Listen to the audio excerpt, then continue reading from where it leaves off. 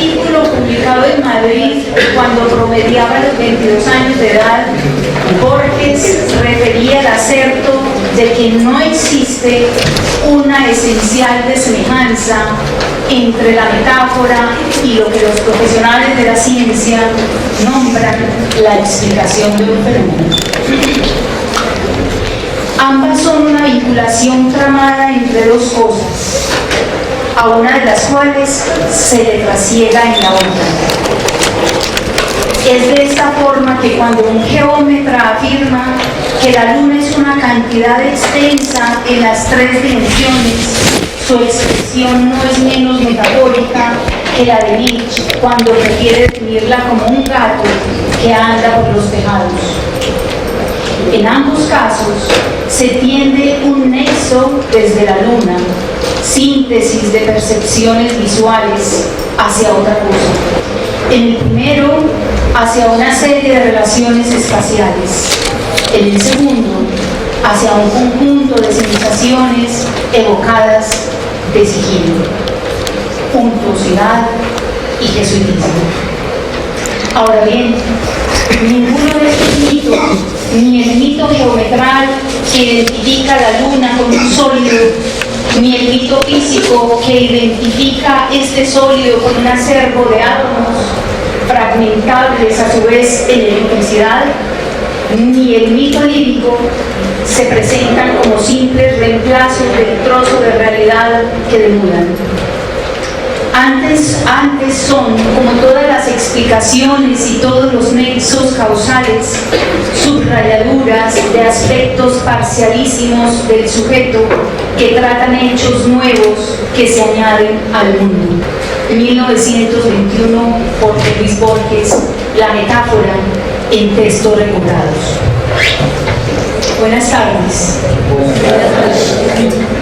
Un placer tenerlos en esta segunda clase abierta de este semestre. Espero que la aprovechemos, la disfrutemos. Tenemos el privilegio de contar con el maestro Juan Manuel Serna.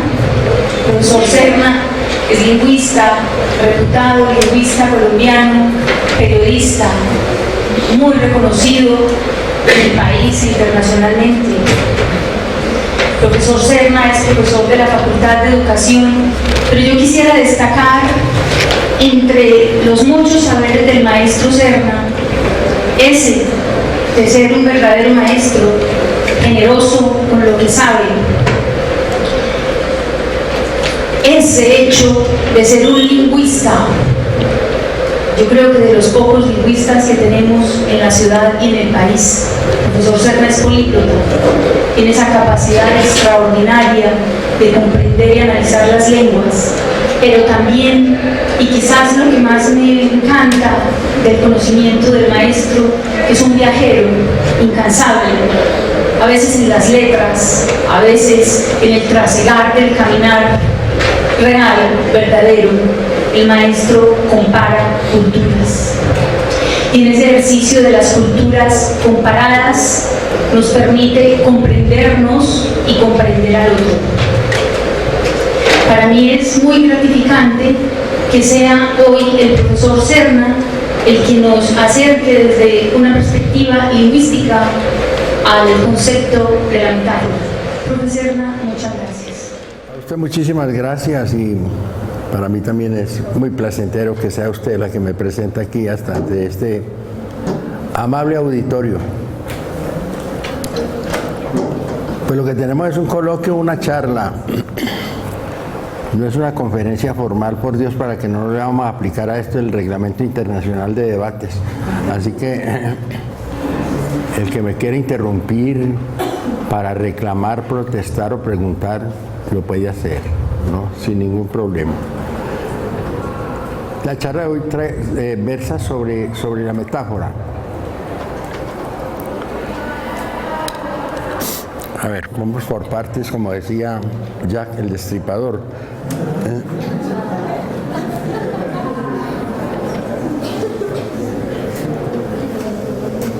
El nombre de metáfora, ya estoy empleando metáforas, ¿no? O sea, tengan en cuenta eso, ¿no? El nombre de metáfora se le atribuye a Platón. Platón, digamos, es el primero que usó efectivamente el término metáfora y lo utilizó con una intención filosófica para explicar algo, un embrollo en el que él se metió y que muy difícil podía salir de él. Con todo el respeto, pues, y con toda la admiración y aprecio que tengo yo por los señores filósofos que están aquí, y que yo sé que hay muchos que son platonianos, ¿no?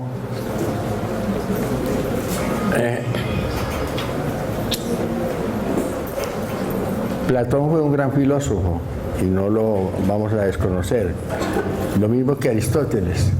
Pero cuando se metieron con este asunto de la lengua, cometieron unos errores garrafales que nos han costado mucho, sobre todo en la civilización occidental, que es la que ellos cimentaron y la que ellos pues propugnaron y además dirigieron, porque todavía ellos siguen siendo los filósofos de cabecera, los referentes para cualquier cosa en cuanto a asuntos que tienen que ver con eso que se llama filosofía y que es una forma exclusiva del pensamiento griego. Porque pues, yo oigo por ahí gente diciendo es que la filosofía marxista, hombre, ¿cuál? Los judíos no tienen filosofía, hombre, por Dios, hombre, ellos tienen religión, pero no tienen filosofía. Entonces, respetemos eso, ¿no? Respetemos ese principio básico de que la filosofía la inventaron los griegos. Y mal que bien, pues, hombre, nos dejaron un legado muy grande en una cantidad de hechos que todavía se han desarrollando y todavía no se han podido acabar de desarrollar de acuerdo con los planteamientos que se hicieron allá en un lugar que por un designio no se sabe de quién se juntaron tantas gentes inteligentes, se juntaron y produjeron ese legado tan grande que cambió, o que mejor dicho marcó el rumbo de la civilización occidental. Atenas no tenía sino 35.000 habitantes cuando surgieron todos estos genios, ¿no? Sin embargo, mire usted todo lo que hicieron, ¿no? ¿Pero por qué? Hombre, porque es que allá el Estado le pagaba a la gente por pensar. Aquí le pagan por no pensar. Entonces, cuando había todas esas posibilidades, pues que a un tipo que estaba destacándose por su pensamiento, por sus ideas, por su innovación y todo eso, pues ¿qué le daban? Le daban una casa bien buena, le ponían un efebo ahí para que se inspirara, pues. Ustedes saben que el homosexualismo en la cultura griega fue un valor, ¿no? Era una cosa importante, era el culto al cuerpo, el culto al cuerpo del hombre, no al cuerpo de la mujer. El cuerpo del hombre. Entonces se inspiraba, bueno, dejemos eso así, de ahí viene el amor platónico.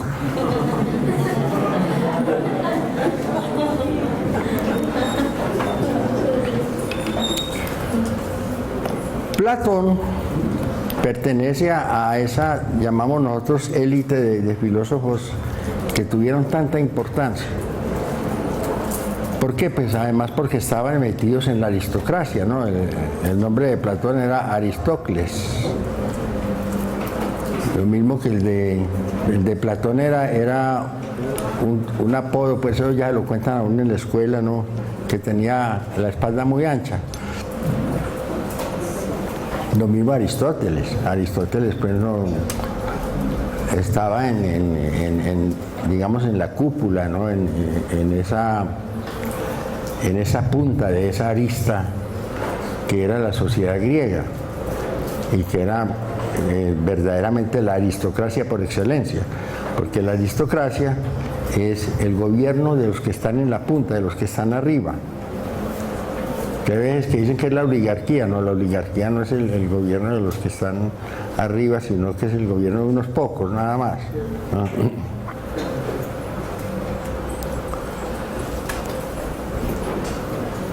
En esa época que se llamó la época del helenismo, que fue la helenización, sobre todo del oriente, por parte de los griegos, ¿no?, que empezaron a pelear con los persas desde hacía mucho tiempo, pero que tuvieron una gran influencia, pues entonces hubo mucho contacto de los griegos con esas culturas orientales, ¿no? Y eso se refleja, por ejemplo, en Platón. En Platón vemos esa situación, porque Platón seguramente trajo de por allá de la India, me imagino que estuvo por allá, ¿no?, o conoció sabios de la India. Y entonces se trajo una teoría muy particular, ¿no?, que es común en las religiones hindúes, ¿no? En las religiones hinduistas pues es común esa teoría, que es la teoría de la metempsicosis, ¿no? O sea, la teoría de la transmigración de las almas. Con esa teoría se vino Platón para Grecia y planteó eso, ¿no?, que las almas migraban, ¿no? Es decir, se moría un tipo y entonces el alma salía a buscar otro cuerpo por ahí, ¿no? Entonces decía que las almas volaban en el espacio ahí, libres o esperando a ver a dónde había un cuerpo a dónde meterse, y cuando encontraban uno pues se metían, ¿no? Pero esa alma que se metía en ese cuerpo traía todo, lo que llamaban la ciencia infusa, ¿no? Traía todos los conocimientos, incluyendo el idioma. Ahí sí metió la pata, pues. Eso sí, pues la metió del todo, ¿no? Porque eso sí es muy difícil, ¿no? Entonces plantea esta teoría, que las personas y las cosas tienen los nombres que Dios y la naturaleza les han puesto. Hombre, Dios sí tendrá tiempo de nombrar tanta pendejada, tanta cosa. No, yo no creo, no,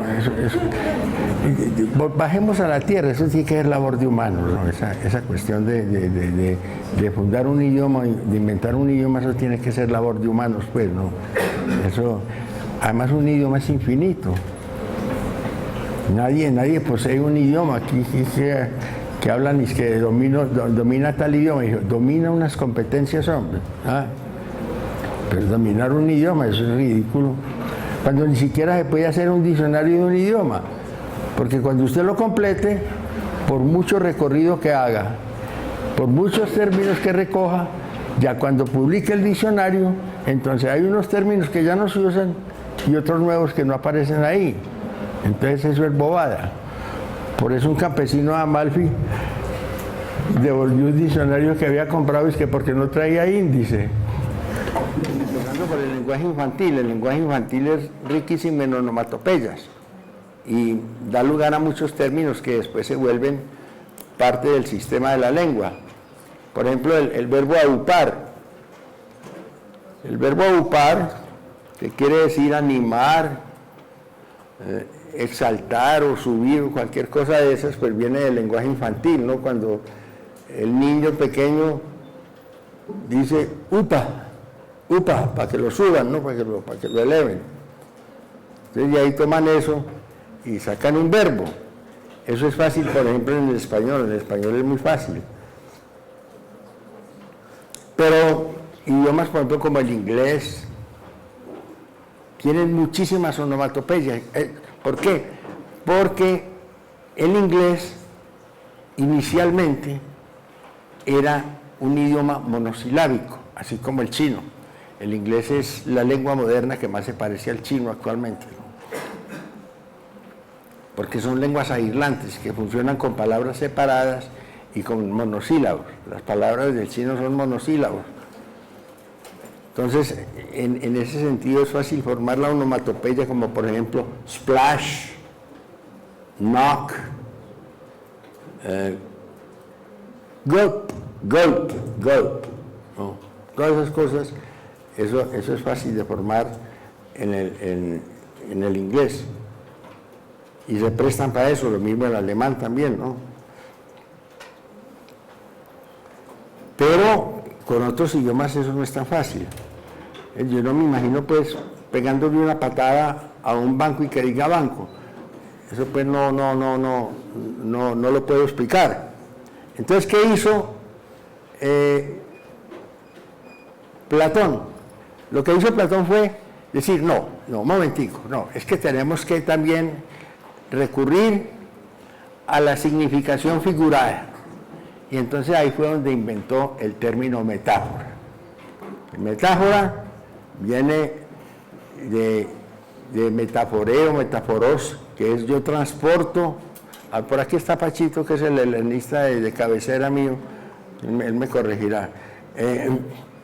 Metaforeo, metáforos, que es yo transporto o yo llevo, en el sentido que yo traslado un significado de un término a otro, o traslado otro término a otro de distinto significado, ¿no? Entonces el mismo Platón empezó a utilizar la metáfora y a decir, por ejemplo, que así como el cuello es la parte estrecha de un ave o de una persona, también lo puede ser de una botella. Entonces se puede decir el cuello de la botella, o se puede decir el cuello del río, ¿no? Cuando se llega a su parte estrecha. O sea, él estaba planteando lo cierto. Es más, Platón, de eso no hay duda, y lo recuerda Diógenes Laercio en su Historia de los grandes filósofos, como una vez dijo Platón en el Areópago allá en Atenas, que el hombre es un bípedo implume. El hombre es un bípedo implume. Y Diógenes, el cínico, que ese es otro Diógenes, no, ese el Diógenes Laercio era un pobre zanahorio, pero Diógenes el cínico, eso sí era cosa brava, que eso era una cosa temible. No desperdició la oportunidad y se fue y desplumó un gallo. Y entonces lo tiró ahí a la arena del Areópago y le dijeron, vean el gallo de Platón, ¿no? Vean el gallo de Platón. Porque Diógenes era precisamente todo lo contrario a lo que era Platón. Y además, pues Diógenes era un tipo materialista en todo el sentido de la palabra, ¿no? A él no le servían los significados figurados, sino que más bien se iba por el extremo. Aristóteles acogió el término metáfora y lo utilizó lógicamente, lo utilizó muy bien. Pero ¿qué pasó? Hombre,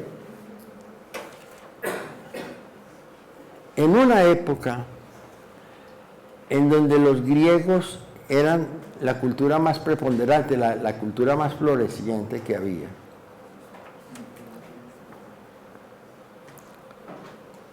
y con ese invento que habían hecho de la filosofía, que dio lugar a una cantidad de términos aprovechando el mismo idioma griego. El idioma griego es un idioma aglutinante que permite hacer definiciones perfectas en una sola palabra. Esa es la característica de las lenguas aglutinantes, que permiten aglutinar raíces y dar definiciones extensas en una sola palabra. Entonces eso se presta enormemente para inventarse un lenguaje técnico, tecnológico. Por eso el tecnolecto que nosotros usamos hoy en día, el que están estudiando ustedes, cuando escuchan geografía, azimut, cuando escuchan hipótesis, cuando escuchan teorema, cuando escuchan, axioma. ¿Qué es lo que están haciendo? Pues aprovecharse de las características del griego para dar denominaciones científicas económicas que no sean muy extensas. Si yo voy a decir, por ejemplo, teléfono en español, yo tengo que decir aparato para hablar de lejos. El griego me resuelve eso en una sola palabra. Entonces, tengo que acudir al préstamo lingüístico, tengo que pedir eso prestado para que me pueda trabajar, para que me pueda funcionar eso. Por eso, es muy importante afirmar que todas las ciencias son lenguajes. el que quiera aprender una ciencia y que se la validen, pues, como profesional, lo primero que tiene que saber es el lenguaje de la ciencia.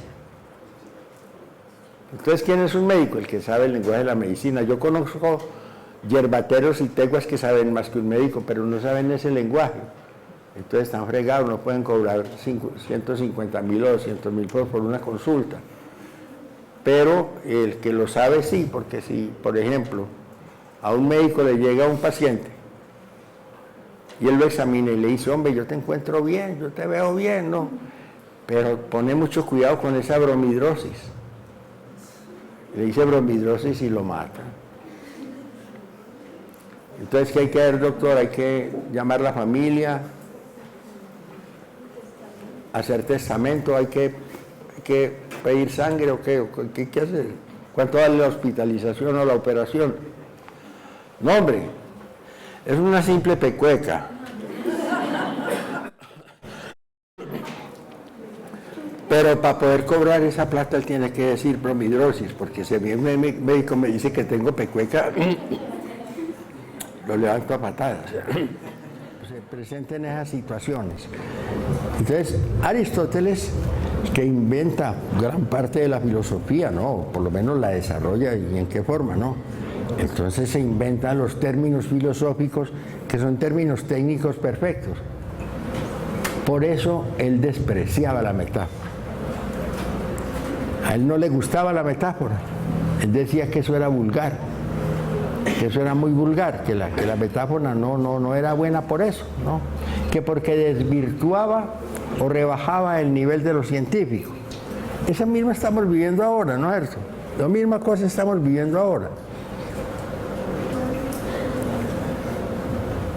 Y otro aspecto de esa cultura griega que se gestó en esa época fue el odio a lo extranjero.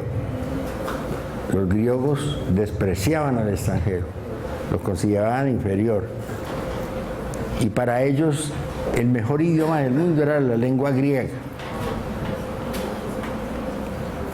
Era el referente mundial. Es decir, ellos decían, el que sepa griego puede aprender cualquier lengua,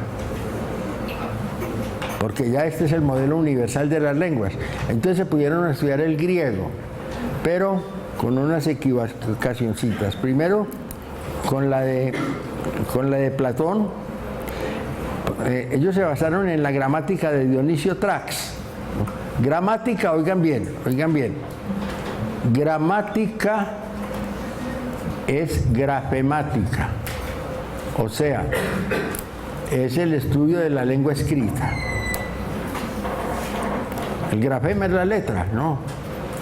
Entonces, cuando se habla de gramática, estamos hablando de grafemática, la lengua escrita.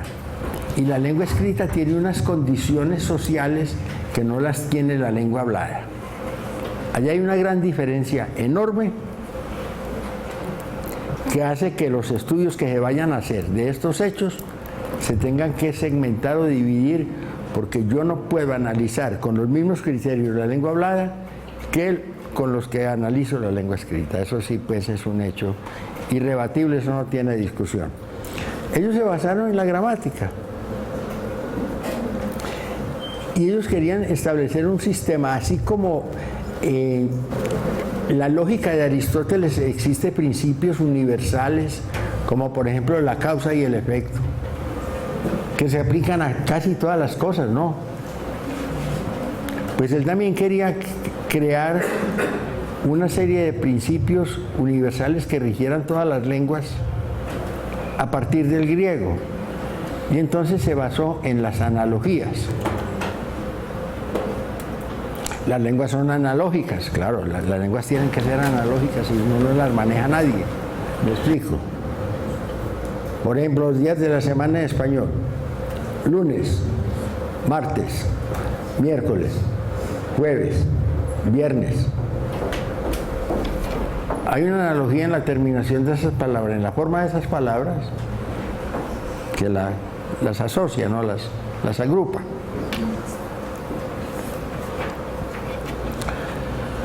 Entonces él quiso desarrollar esa teoría analogista, proponiendo reglas, como les digo, invariables, especialmente para la lengua griega. La conjugación de verbos es analógica. Pues hay muchas cosas de la lengua que son analógicas, indudablemente, todo lo que sean prefijos, sufijos, todas esas cosas forman todos conjuntos de analogías, pero no contaban con que las lenguas en bocas del pueblo, el pueblo no obedece, el pueblo, es decir, el pueblo no se deja imponer bozales de ninguna clase. Y entonces, ¿qué es lo que hace el pueblo? Violar la norma, no violar la ley. Ahí es donde aparecen las irregularidades. O lo que llamamos nosotros excepciones. Por eso un niño no aprende a hablar más rápido su propia lengua, porque como él nivela por los modelos que aprende, entonces se los aplica a todo lo que le llega. Entonces él dice, yo no sabo, yo no cabo, yo pono, yo no teno, voy a agar. Claro, de acuerdo con el modelo que yo, ese se lo aplica a todo. Después tiene que aprenderse las irregularidades. Ojo, profesores de idiomas. Ojo, profesores de idiomas. Una lengua hay que enseñarla más por las irregularidades que por las regularidades, ¿oyeron? Hay que partir de ahí. Los estoicos fueron los que le llamaron la atención a Aristóteles. Le dijeron, no, hombre, por Dios, hombre, ¿cómo va a negar la existencia de las anomalías? Pero es que los estoicos eran filósofos populares que no hablaban griego clásico, sino que hablaban griego común y corriente, y que además no podían predicar en el Areópago, sino que tenían que predicar en la Stoa, por eso se llamaban estoicos, ¿no? Y eran muy pobres, ¿no? Y se aguantaban todo, ¿no? Porque eso les daban garrote y ellos seguían hablando, y el lema de ellos era pega pero escucha, porque a ellos les mandaban la policía cada rato, así como aquí, ¿no? Que el que habla ahí mismo le mandan el SMAT. O sea, ellos les mandaban allá la policía para que les diera garrote. Entonces el estoico decía pega pero escucha. El estoico fue el que vendió la teoría de las anomalías, pero no les pararon bolas. Hoy en día se está reivindicando esa teoría de las anomalías en muchas cosas, ¿no? Pero especialmente en los estudios de lengua, el estudio de las anomalías. Bueno, yo creo que ya es suficiente, porque lo que siguió de ahí después de los griegos, eso quedó estático, ¿no? Por ejemplo, no hubo estudios de gramática. Los romanos copiaron exactamente a los griegos, los copiaron. Las gramáticas latinas son una copia de las gramáticas griegas.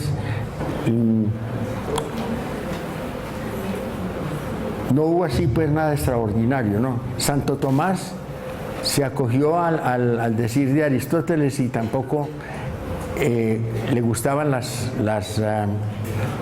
metáforas.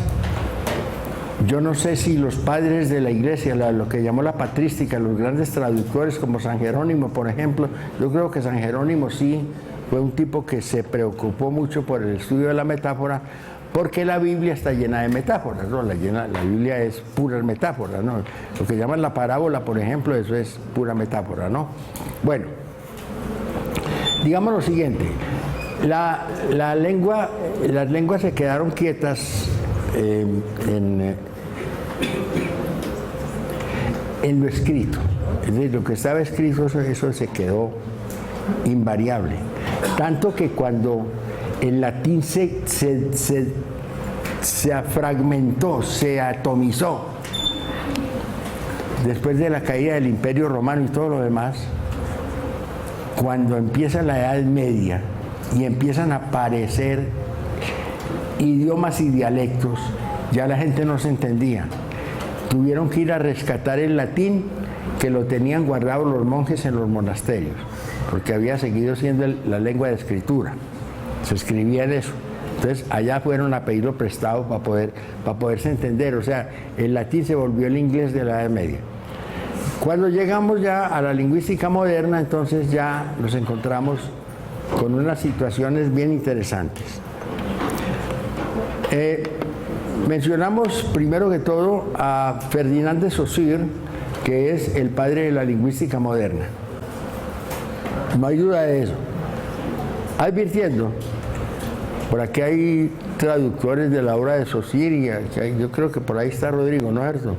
¿O no está? Bueno, en todo caso, de Saussure es un personaje pues, brillante en cuanto a la aparición de la lingüística moderna. Y de Saussure, realmente él no era lingüista. Lo que había estudiado de Saussure, lo que él investigó fue la filología, es decir, el estudio de los textos antiguos. La única publicación que hizo de Saussure fue un Étude de voyelles de l'indo-européen, o sea, el estudio de las vocales del indoeuropeo. Pero, ¿qué planteó de Saussure? De Saussure planteó el estudio, una metodología de estudio de la lengua que hoy todavía está vigente y que se llama estructuralismo y que es muy importante. ¿Cómo lo planteó Ferdinand de Saussure? Partiendo de lo que llaman las dicotomías. Una dicotomía es dos términos en los cuales el uno no puede existir sin el otro. Eso es una dicotomía. Entonces él planteó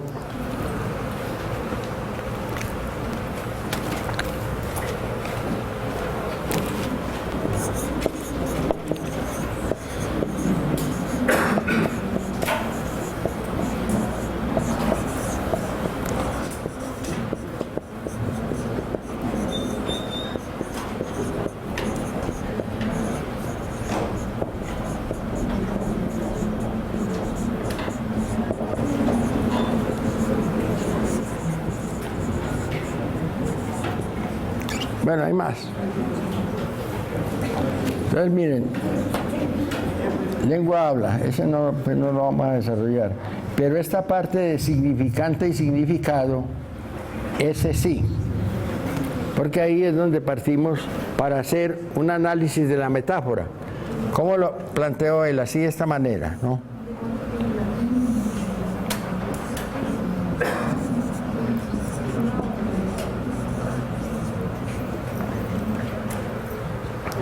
Aquí está el significado del concepto, ¿no? Un árbol.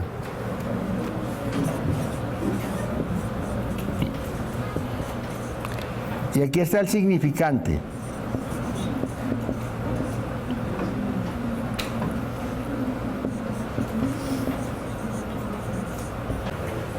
El concepto es lo que yo tengo en la mente. El concepto de árbol es un concepto muy general. Inclusive eso también está en la filosofía de Aristóteles.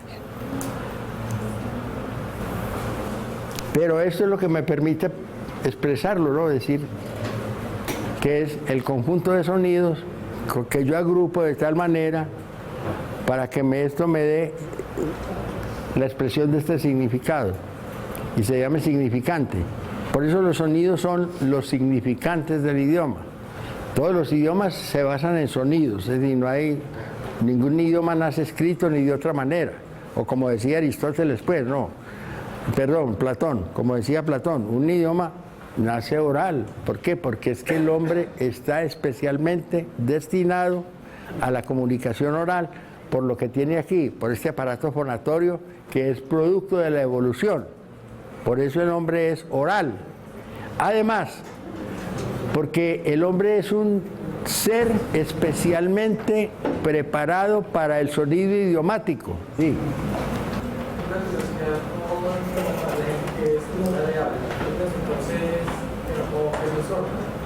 Ah, bueno, con los sordos el problema es otro, ¿no? Pero le voy a decir, mire, el ser humano, el feto, a los 5 meses de embarazo ya tiene desarrollado perfectamente el oído. O sea que el feto oye. Los otros sentidos no los puede utilizar. No tiene gusto, no tiene olfato, no tiene tacto.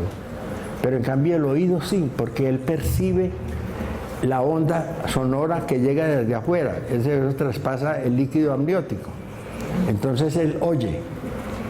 Es que nosotros nos estamos entrenando desde antes de nacer para la comunicación sonora, oral. Eso es. ¿Qué pasa con los sordos? Antes de los 5 meses que les dan a las madres las fiebres eruptivas, como la rubiola, la varicela, etcétera, esos virus son ávidos de los nervios, se comen el nervio auditivo, se lo comen. Entonces el muchachito sale sordo, y si nace sordo, nace sordomudo, porque no tienen modelos para imitar. Por eso los procedimientos para enseñarle a hablar a un sordo mudo, ¿no? Porque es que si nace sordo es mudo con toda seguridad, ¿no? No es que tenga dañado esto, sino que es que no yo. Tienen que ser distintos, ¿no? Tienen que ser pedagogías muy especializadas y que ahora han avanzado mucho en todas estas cosas, ¿no? En eso sí ha avanzado enormemente. Entonces, nosotros estamos destinados especialmente para eso, para la comunicación oral. Nosotros podemos percibir, nuestro oído puede percibir las diferencias mínimas que hay entre sonidos, ¿no? El español, por ejemplo, tiene sino 5 vocalitas, pues, que están muy bien distinguidas, pero métase usted, por ejemplo, con el inglés, que tiene 11 vocales básicas, o métase con el alemán, o métase con el francés, o métase con una lengua del sudeste asiático, que hay unas que tienen 25 vocales. El camboyano tiene 37.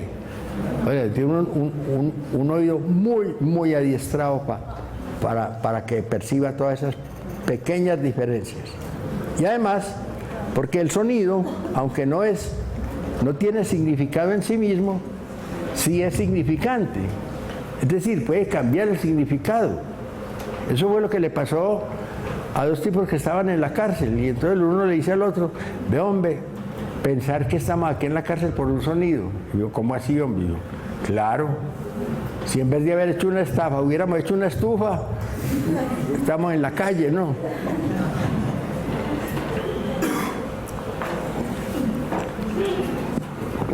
La importancia de eso es grandísimo. Pero a decir que pertenecía a una época en donde en Francia imperaba mucho el psicologismo, eran muy radicales, entonces él planteó estas diferencias de una manera muy radical. Por ejemplo, significante, significado. Pero no tuvo en cuenta un espacio que hay entre estos dos, que se llama el entorno lingüístico.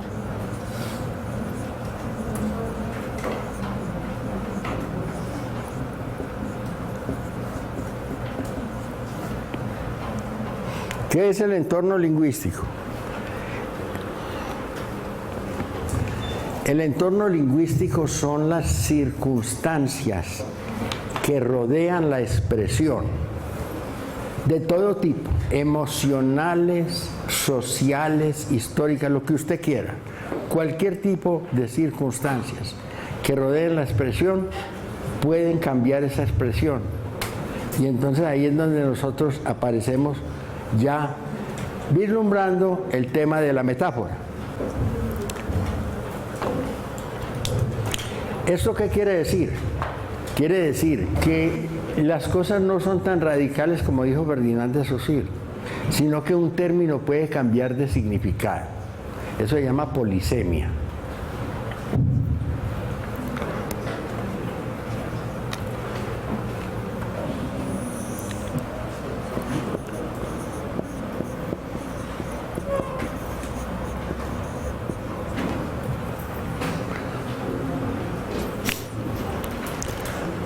Cualquier término, oiga, cualquier término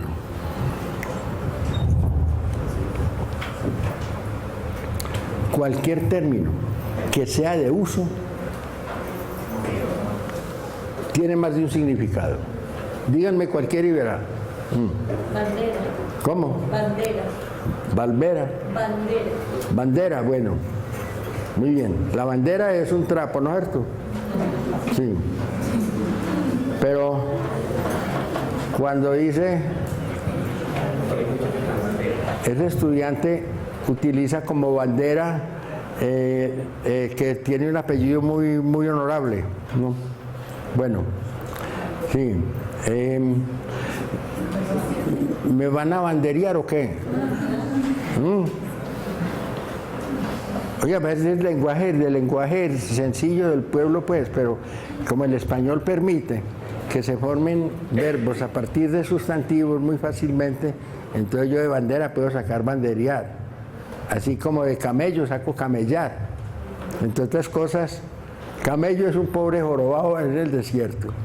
Pero aquí ya el camello es lo que nos imponen, que tenemos, los que no aprendimos a robar, pues entonces tenemos que trabajar, ¿no? Puro camello. ¿Ah? Y de ahí sacamos muy fácilmente el verbo camellar. O sea, nosotros jugamos con eso. Pero no es nosotros, es el cerebro humano, la recursividad, la capacidad. Entonces estamos rodeados de metáforas por todas partes. Es decir, es algo sorprendente la capacidad que tiene el pueblo de fabricar metáforas. Lo decía el lingüista argentino José Edmundo Clemente, un gran estudioso del lunfardo, del idioma del tango. Decía, el pueblo es una gran fábrica de metáforas. Y eso es así. Las metáforas nacen del pueblo y se quedan ahí, y realmente sería imposible concebir un idioma sin metáforas, porque la metáfora es la que nos ayuda a facilitar la comprensión, muchas veces a rebajar el volumen o a rebajar la intensidad de los términos para ponerlos a un nivel más propio, a un nivel sociolingüístico más adecuado. Para eso sirve la metáfora.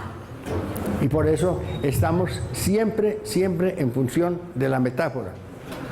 Y por tal razón, este esquema, por ejemplo, que hoy que ha hecho carrera pues en todo el mundo, ¿no? En todo el mundo de la lingüística, el de Ferdinand de Saussure, se tuvo que cambiar. Ya hoy tenemos otro esquema diferente, que es el del triángulo semántico.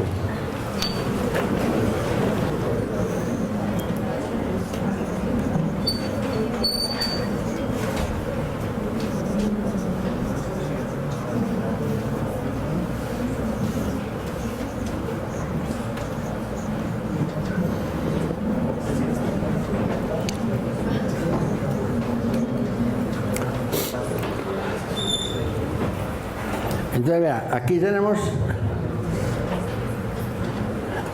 en el plano principal tenemos el concepto.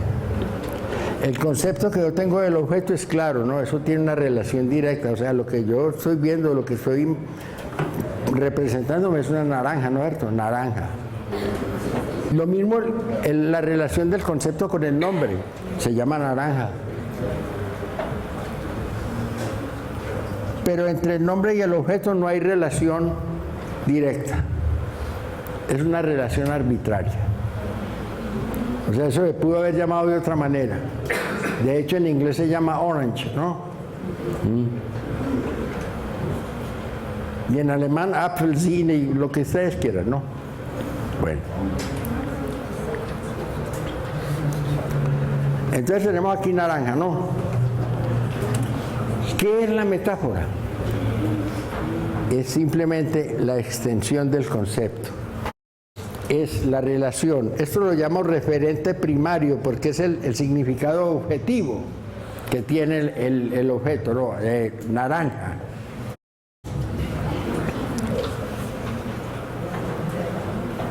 Pero yo puedo alargar este concepto y aplicárselo a otra cosa. Entonces tenemos un R2 o referente secundario, como por ejemplo decir media naranja. Eso ya no es naranja, sino una cosa más peligrosa, ¿no?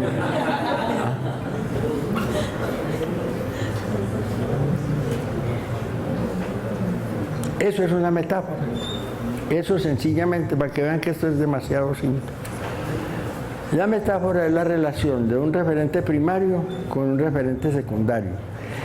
Métanse con las clasificaciones que quieran porque hay clasificaciones todas las que puedan. Claro, tiene que haber muchas. Con la cantidad de metáforas que hay. Entonces eso se meten todos esos semanticistas a hacer clasificaciones. Ahora mencionamos algunas, Pero eso es la metáfora. Sí, maestro, me disculpa, eso es la parte más emocionante que tiene la metáfora, que es el desplazamiento del sentido. Claro. Realmente es donde vemos que nuestro uso, o más bien esta capacidad de darle forma al universo y al mundo a través del lenguaje, es una capacidad altamente creativa. ¿Sí? Lo utilizamos todos los días los estudiantes y profesores. Estoy tostado. Sí. ¿Acaso soy un aparato? Me rajaron. Me fundí. Claro, me rajaron. No, búsquele todo lo que diga es metáfora. Es bobada, pues, ¿no? Entonces,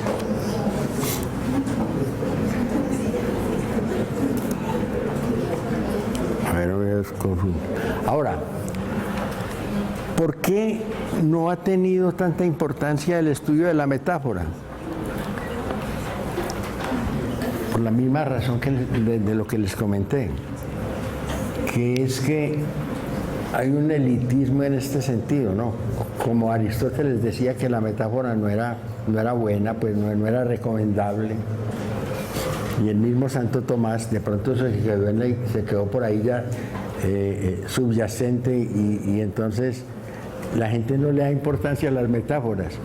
Pero vamos con un punto en el que yo no me explico por qué los que lo estudian no mencionan la metáfora. Lo estudian, pero con toda la profundidad. Sin embargo, no mencionan el término metáfora. Y eso me parece pues como tan extraño, tan fuera de lugar. Y estoy hablando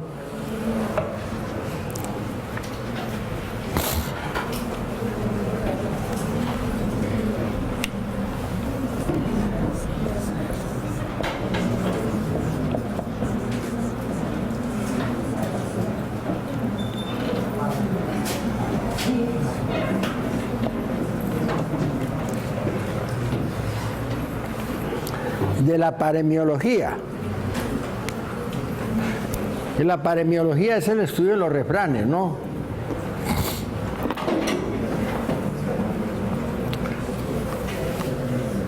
Eso quiere decir paremion, pues, no es un dicho o un refrán, ¿no?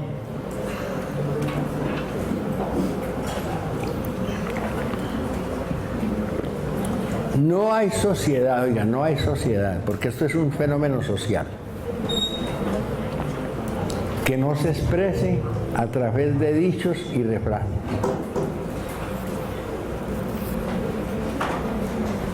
Pero vamos a establecer una diferencia entre esto. El dicho es lo que se le ocurre a alguien espontáneamente, ¿no? Que no tiene una profundidad, pues, ¿no? Por ejemplo, es más sordo que una tapia. ¿Qué hizo ahí? Pues una metáfora, ¿no? Un símil metafórico, pues que no tiene ninguna discusión, pero no tiene una profundidad, no tiene pues un sentido más, porque el refrán sí tiene un sentido deontológico, es decir, ético.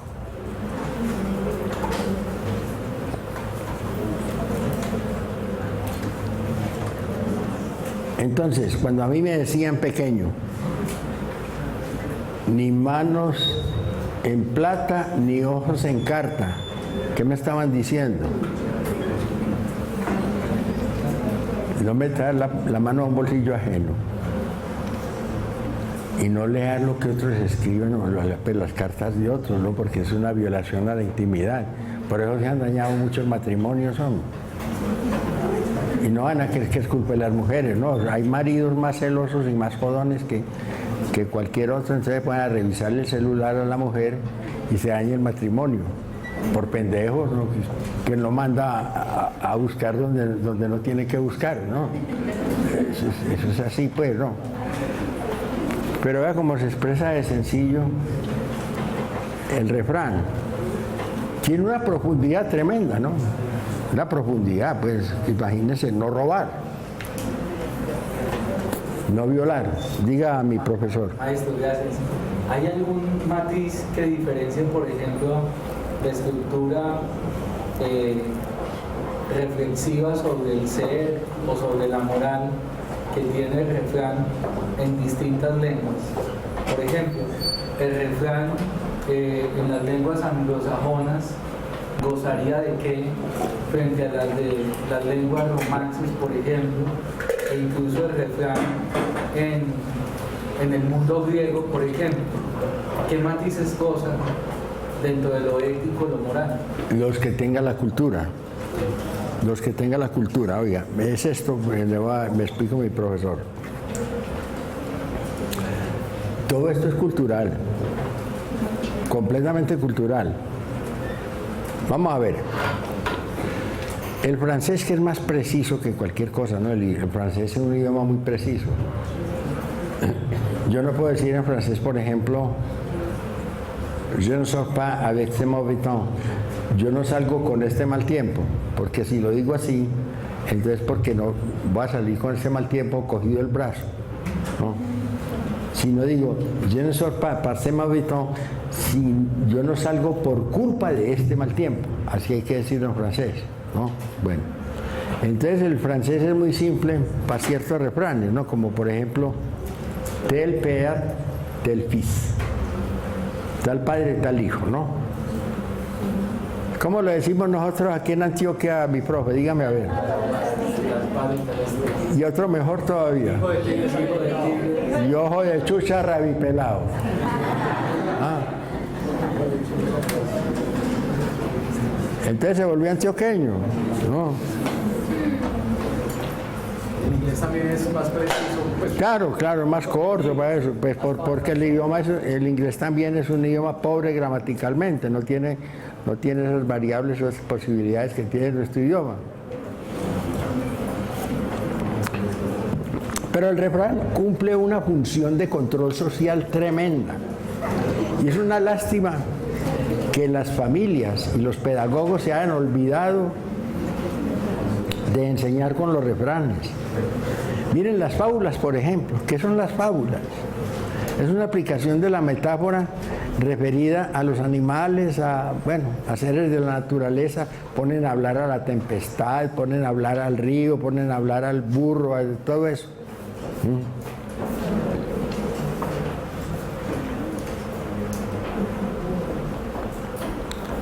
Y siempre con una moraleja.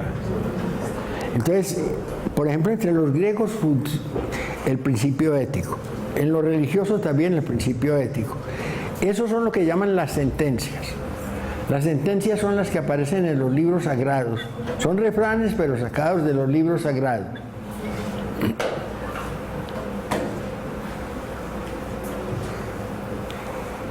Y ahí puede hacer usted el catálogo que quiera, hombre, por Dios, eso es mundial. Eso.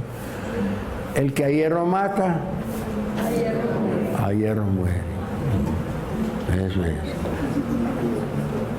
Ay del escandaloso, bueno, eso es.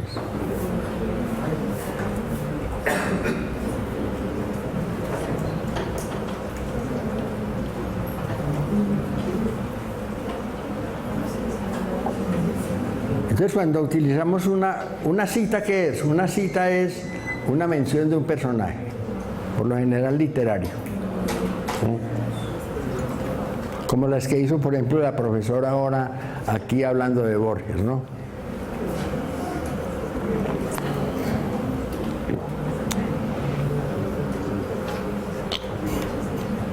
Y existe uno muy interesante, que es el apotegma. El apotegma.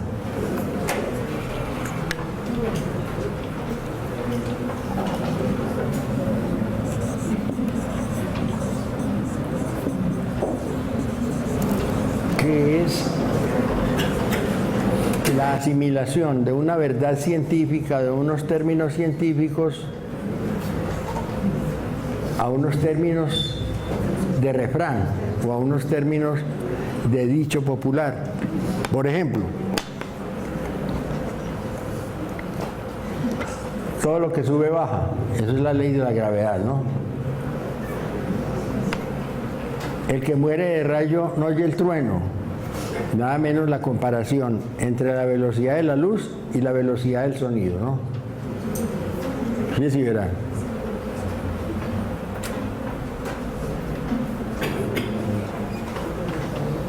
recomendaciones dietéticas como las que hacen los ingleses, por ejemplo. 1 apple a day keeps the doctor away. Una manzana al día mantiene alejado al doctor. Hombre, si eso es verdad, es una costumbre muy sana, pues comerse una manzana al día, eso es una verdad científica, ¿no? Comprobada.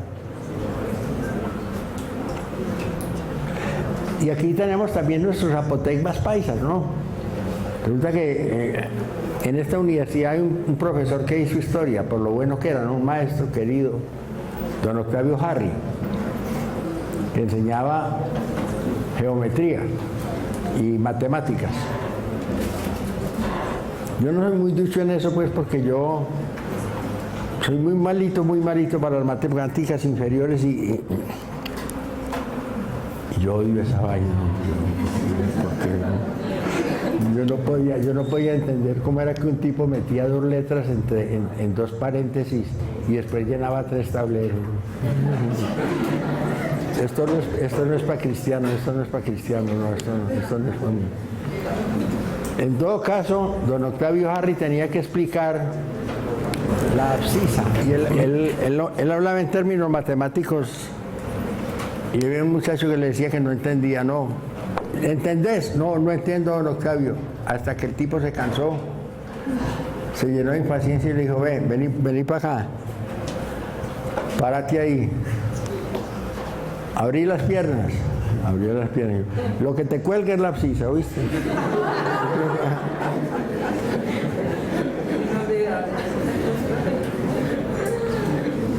Ya no se le vuelve a olvidar a ese muchacho que es la abscisa, pues.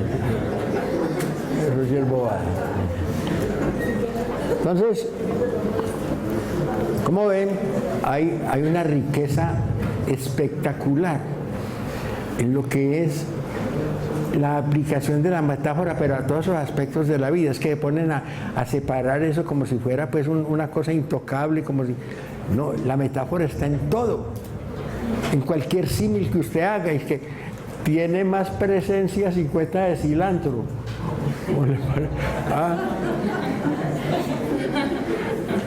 Llora despidiendo un avión de carga.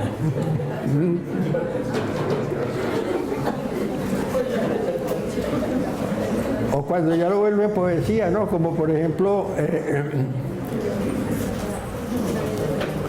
el frío conoce al desnudo, la caranga al hilachudo, el mosco al arremangado, el piojo al que está peludo y el chinche al que está cagado.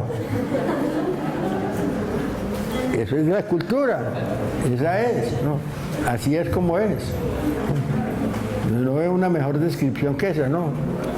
Me voy a poner a estudiar entomología si ahí están descritos todos los insectos que nos amargan la vida. No, ahí están listos. Y eso, oigan bien, eso es común en las lenguas indígenas. Las lenguas indígenas son metafóricas por naturaleza, porque como son naturales, es decir, están en un contacto tan grande con la naturaleza, todo para ellos es relativo al río, relativo a la montaña, relativo a la madre naturaleza. Por ejemplo, en una lengua que yo estudié, que es el nipode,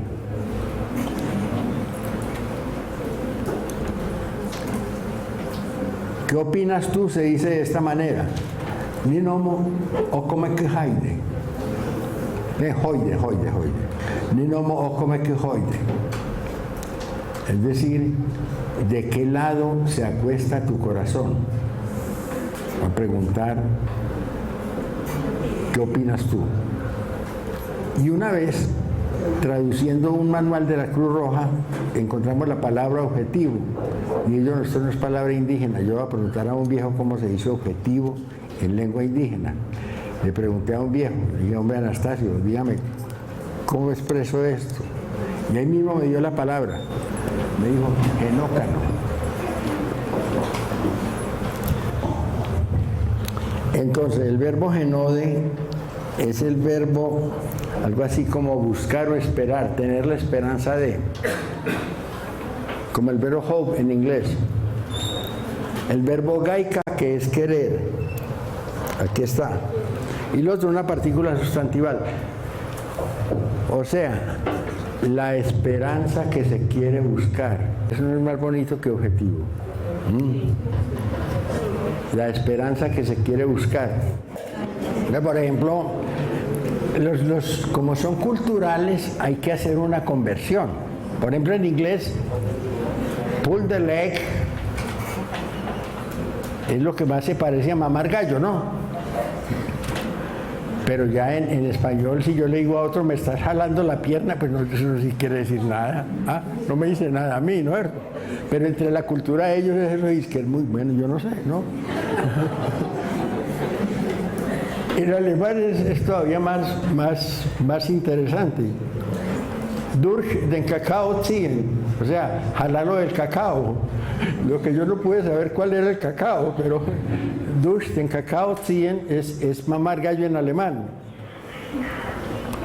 Aquí mamar gallo es mamar gallo, pero no, cuidado que le van a dar a eso un significado objetivo porque ahí sí nos perdemos, ¿oyeron? Ahí sí se acaba pues la moral. Era porque los peleadores de gallos que tenían las peleas de gallos,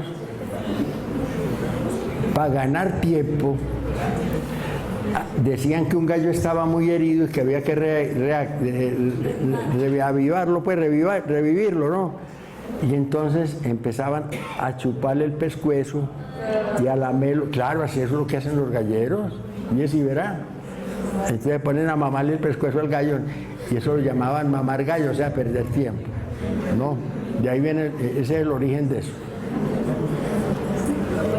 Que, por ejemplo, a ver, yo veo, hombre, y tengo aquí algo anotado.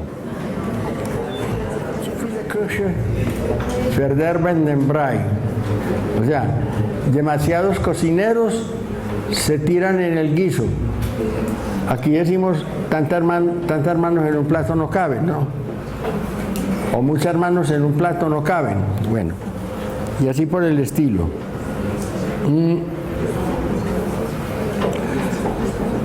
Los tantanes. Los tantanes. Es tan tal cosa que tal. Bueno, no. Es tan bruto que no.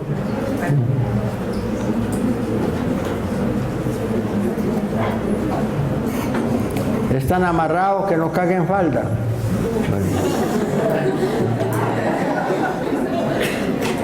Para no ver rodar el bollo.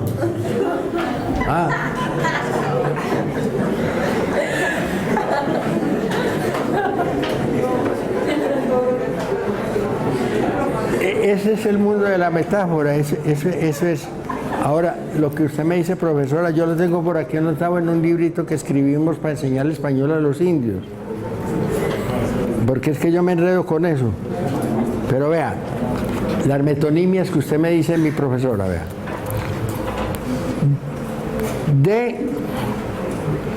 Es que estos seminaristas. Del lugar a la cosa localizada, por ejemplo, Pergamino, porque viene de una ciudad que se llama Pérgamo, ¿no? De la cosa localizada al lugar, café. O sea, el café es una bebida, pero también es un expendio, ¿no? Un lugar, un local. De la parte al todo, se reunieron todos los cerebros del país. De la gente al instrumento, un manipulador, ¿no? Del instrumento a la gente, es un gran pincel. Hablando de un pintor, ¿no? El significado por el signo, por ejemplo, kilómetro 3, que es una marca que hay en la carretera, pues no. Ahora, hay otras tendencias que son más interesantes, ¿no? La tendencia meliorativa a exaltar, a mejorar algo, ¿no? Y también la tendencia peyorativa, que es a envilecer, ¿no? A rebajar. Todo eso está contenido dentro de ese mundo de lo que nosotros llamamos metáfora. ¿Qué más les digo yo sobre la metáfora? La metáfora, no más. Yo creo que es suficiente lo otro sería ponerme aquí a lingüistiquear y a bobear con eso.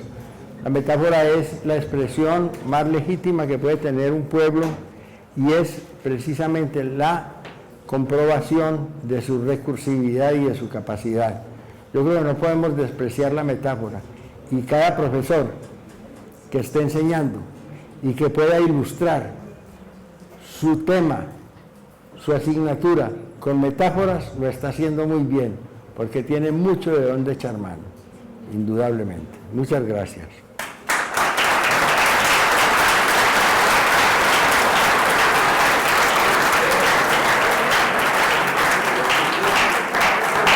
Gracias, profesor Serna. Gracias a ustedes. Gracias, profe. Ética y metáfora, ¿no? Ética y refranes, qué dicha. Volver a los refranes para recordarnos principios éticos. Que no los van a mezclar como el gringo ese que vino a hacer un estudio de los refranes de aquí. ¿Cómo es? Más vale pájaro en mano que ciento volando. Y una sentencia bíblica, que más vale llegar a tiempo que ser invitado, ¿no? Y mezcló eso, y entonces digo, es que más vale llegar a tiempo con el pájaro en la mano, ¿no?